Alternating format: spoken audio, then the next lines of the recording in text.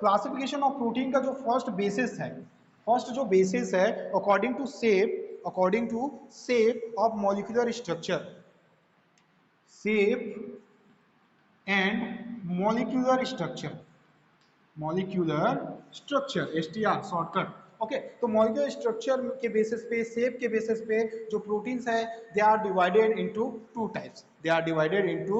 Types, fibrous protein and globular protein. Okay, fibrous protein and second जो है guys that is globular protein. ये दो protein में इसको डिवाइड किया है। ठीक है, किसके बेसिस पे? बेस याद रखना, शेप और मॉलिक्यूलर स्ट्रक्चर के बेसिस पे they are divided into two types. ठीक है, fibrous protein is also known as sclero. ठीक है, इसको क्या बोलते हैं? स्क्लेरोप्रोटीन के नेम से जानते हैं। अब फाइब्रस प्रोटीन क्या, देखो नाम से ही समझ आ रहा है फाइब्रस होगा। फाइब्रस मतलब क्या होता है? ये जो है ये बेसिकली इनसॉल्युबल एनिमल प्रोटीन्स होते हैं guys. Fibrous means insoluble animal proteins, insoluble animal proteins. Okay, insoluble animal protein जो वाटर में क्या हो, डिसॉल्व नहीं होता है, वो क्या है? आपका फाइब्रस प्रोटीन है। ठीक है, जैसे कि आपको सेल मेम्ब्रेन में मिल जाएगा। डिसॉल्व होता है क्या? नहीं। वाटर में डिसॉल्वल है क्या? नहीं। तो ये क्या है? आपका फाइब्रस कंडीशन में है। ठीक है, इसमें बहुत सारे फॉर्म्स हो जाते हैं, जिसमें प्रोटीक एंजाइम्स आ जाते हैं, रेजिस्टिविटी आ जाती है। ठीक है, इसमें इलोंगेट फॉर्म्स आते हैं। इलोंगेट मतलब ये जो फाइब्रस प्रोटीन है ना, वो इलोंगेट होते हैं, ऐसा इसका स्ट्रक्चर जो होता है इलोंगेटेड फॉर्म में रहता है। इसका एग्जांपल आप लिखो, बस याद रखना कि इनसॉल्युबल एनिमल प्रोटीन है ये, and this is the basically found in silk, wool, skin, hair, horn, जो भी चीज जो क्या है, जो वाटर में डिजोल्व नहीं होता वो सब। एग्जाम्पल में आपका हेयर लिख लो, स्किन लिख लो, स्किन मतलब प्लाज्मा मेम्ब्रेन। ठीक है, स्किन, हॉर्न जो जो बेसिकली काउज होती है ना, उनकी जो हॉर्न होती है वो। ठीक है, उनके पैर के जो नेल्स होते हैं वो, हमारे जो नेल्स हैं वो नेल्स। ठीक है, ईटीसी। तो ये सब क्या है? ये सब है फाइब्रस प्रोटीन, यानी कि स्क्लेरो प्रोटीन, जो कि वाटर में क्या होती है? इनसॉल्युबल फॉर्म में रहती है। Then second is a globular protein. Globular means क्या? सॉल्युबल इन नेचर, अपने नेचर में कैसा होता है? सॉल्युबल का। तो सोचो कितने प्रोटीन ऐसे हैं जो आप देखे हो जो क्या है? वाटर में सॉल्युबल होता है। तो गाइस एक बात याद रखना, एक जानते हो अंडे, जानते हो अंडे का जो व्हाइट कलर का जो हिस्सा होता है या पूरा का पूरा हिस्सा होता है, पानी में डाल दो, अच्छे से मिक्स कर दो, क्या हो जाता है? सॉल्युबल हो जाता है। ठीक है, वो कौन से फॉर्म में आएगा? ग्लोब्यूलर प्रोटीन के फॉर्म में आएगा। ओके, तो ये है इसका जो शेप होता है ना, ये जनरली कैसा होता है? स्पेरिकल या वॉइड शेप का होता है। अब उसका बेसिकली हम लोग शेप नहीं देख सकते, तो इसका एग्जांपल में ही आप लोग याद रखना इसको। इसका एग्जांपल आपका ऑक्सीटीन, ग्लाइकोजन एंड इंसुलिन। ठीक है, जनरल में तो याद रहेगा, इसको भी लिख लो, ऑक्सीटीन, इंसुलिन। ओके, ये सब तो ये एक फॉर्म हो गया इसका गाइस। नेक्स्ट देखो, टाइम आउट होने वाला है।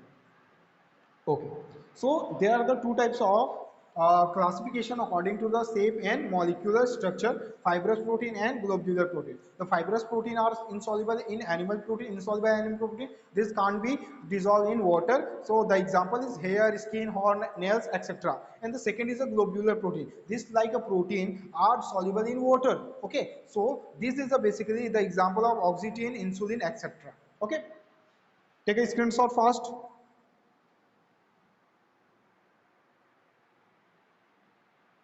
ओके, नेक्स्ट कंपोजिशन जो होगा, नेक्स्ट जो है बी टाइप्स ऑफ प्रोटीन का जो क्लासिफिकेशन करेंगे, this is according to chemical composition. B types जो है, बी क्लासिफिकेशन ले लो, किसके? On the basis.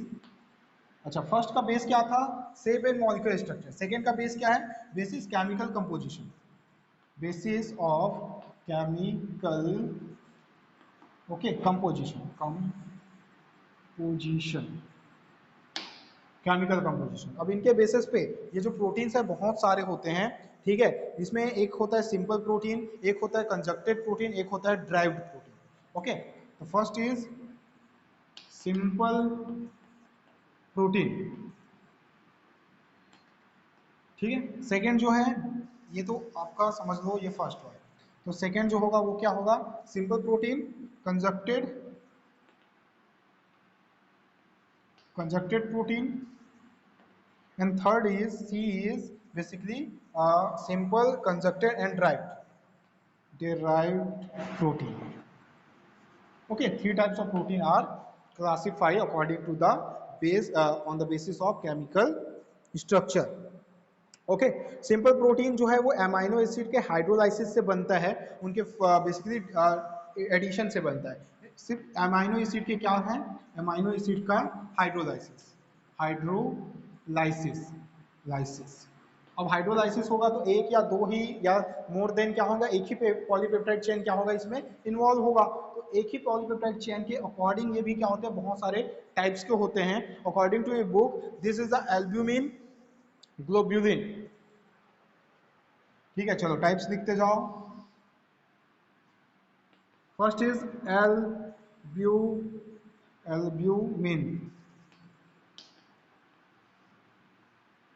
ठीक है। सेकेंड देखो ग्लोब्यूलिन होगा, ग्लोब्यूलिन, ठीक है। थर्ड, टाइम तो ओवर हो जाएगा, प्रोलैमिन्स, ठीक है, प्रोलैमिन्स ग्लूटेलिन, प्रोलैमिन्स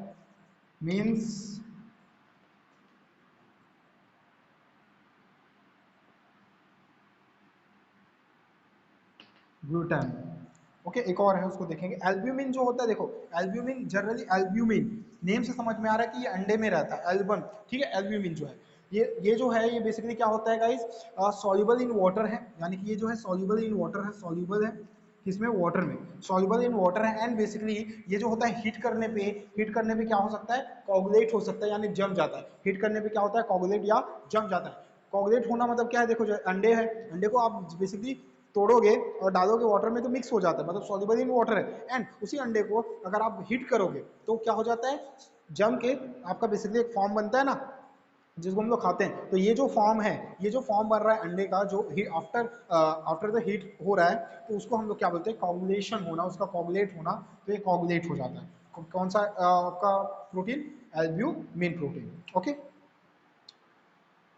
ओके गाइस, जो नेक्स्ट होगा जैसे एल्ब्यूमिन हो गया, आपका ग्लोब्यूलिन होगा, ऑल अदर जितने भी होंगे उन सब का आपको नोट्स मैं प्रोवाइड करूंगा, या फिर उसका एक लेक्चर वीडियो आपको सेंड कर दिया जाएगा, ठीक है। क्योंकि सबको यहाँ पे कंप्लीट करना पॉसिबल नहीं है, और बहुत इजी है ना। आपको कंजक्टेड में जाओगे तो यहाँ पे आपको क्या मिलेगा, लिपोप्रोटीन, लिपिड और protein, phosphoprotein, phosphorus and protein, metalloprotein, metals and proteins, nucleoprotein, nucleus यानी कि आपका डीएनए आरएनए में जो न्यूक्लिक एसिड है, प्लस प्रोटीन। बहुत ईजी है, कोई ज़्यादा टफ नहीं है। डेराइव्ड प्रोटीन जो होते हैं इनमें ज़्यादा कुछ नहीं आता, इन प्रोटीन्स को ही क्या करते हैं, केमिकली ट्रीट करके हम लोग डेराइव्ड प्रोटीन बनाते हैं, ठीक है। नेम अगर सिंपल है तो मैं लिख देता हूँ यहाँ पे, जैसे इसमें आ जाता है न्यूक्लियो प्रोटीन। नेम से समझ आ रहा है कि ये जो है प्रोटीन है किससे बन रहा है, न्यूक्लियस और प्रोटीन से मिलकर बन रहा है, मतलब न्यूक्लिक एसिड एंड प्रोटीन्स का कॉम्बिनेशन है, ठीक है। सेकंड जो है जैसे कि फास्फोप्रोटीन, फास्फोप्रोटीन फास्फोप्रोटीन जो है फास्फोरस एंड प्रोटीन से मिलकर बन रहा है, ठीक है। लिपोप्रोटीन जो ये लिपोप्रोटीन होगा वो किससे बनेगा, लिपिड्स प्लस प्रोटीन का। ये कहाँ होता है, सेल मेम्ब्रेन में होता है, ठीक है। तो मेटेलोप्रोटीन, ये मेटेलोप्रोटीन कहाँ रहेगा गाइस, देखो मेटल्स और प्रोटीन के फॉर्म में रहेगा, मेटल और प्रोटीन के, यानी कोई ना कोई मेटल इसमें ऐड होगा, लाइक आयरन,